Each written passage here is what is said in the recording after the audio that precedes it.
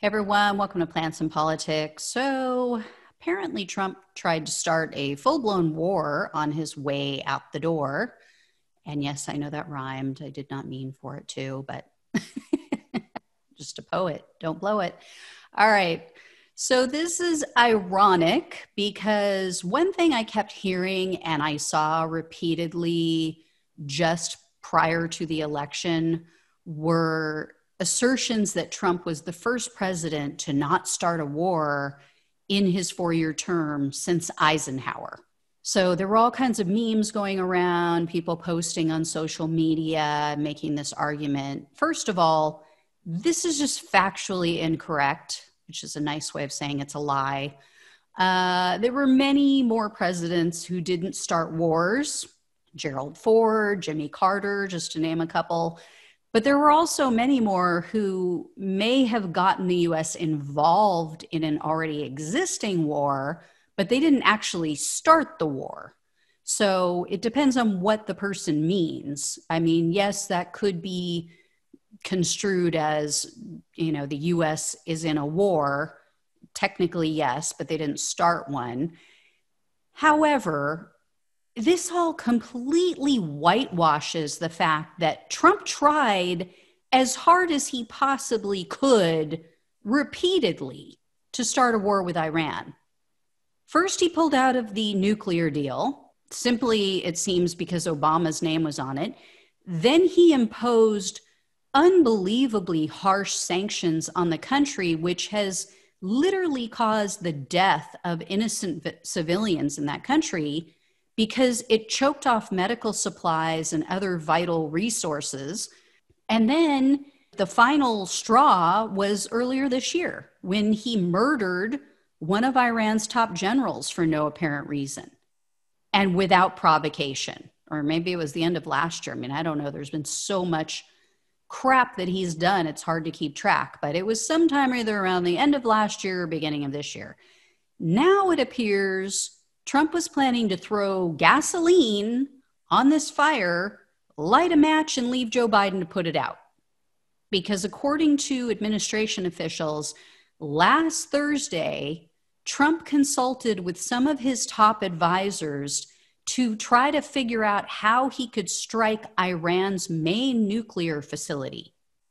And this is probably his goal, right? To leave Biden with a war, to leave him with a pandemic, with a Great Depression. I mean, what would be better in his eyes? And again, I say he doesn't give a damn about the United States. He doesn't care about us. It was all about him. And as soon as he felt like he was rebuffed, like he was rejected, all he wants to do is tear it all down.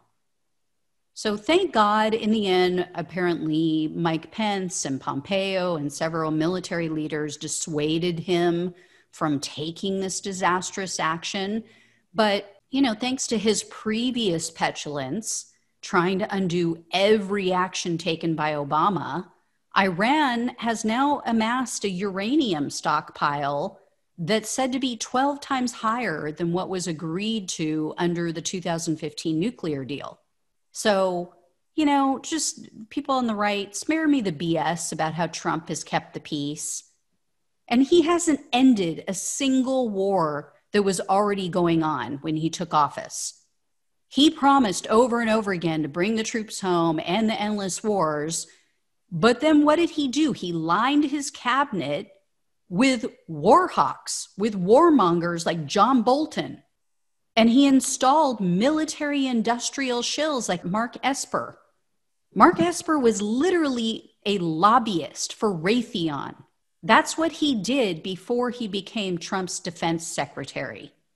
So all these people who try to make him out to be anti-establishment and he's the outsider and he's just trying to end the wars, that's why they don't like him. Oh, please. In the end, Trump is a typical establishment Republican. That's how he governed, if at all, when he wasn't too busy golfing or tweeting or watching Fox and Friends. There was no draining of the swamp. It was just new swamp monsters, but that swamp has never been more full.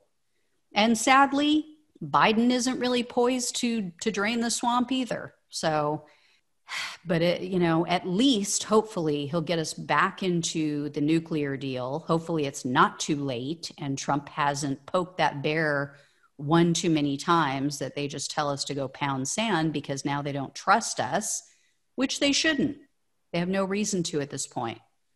Anyway, guys, please spread the word because there are millions, as we now see, 70 million plus Americans out there who literally are buying this BS and think that, oh, he's anti-war. He's the first president to not start any new wars. Oh, please.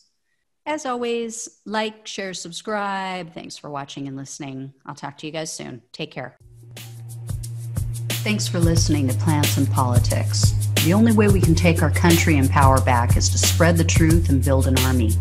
So remember to like, follow, subscribe, and share on Facebook, YouTube, and wherever you listen to your podcasts. Thanks again.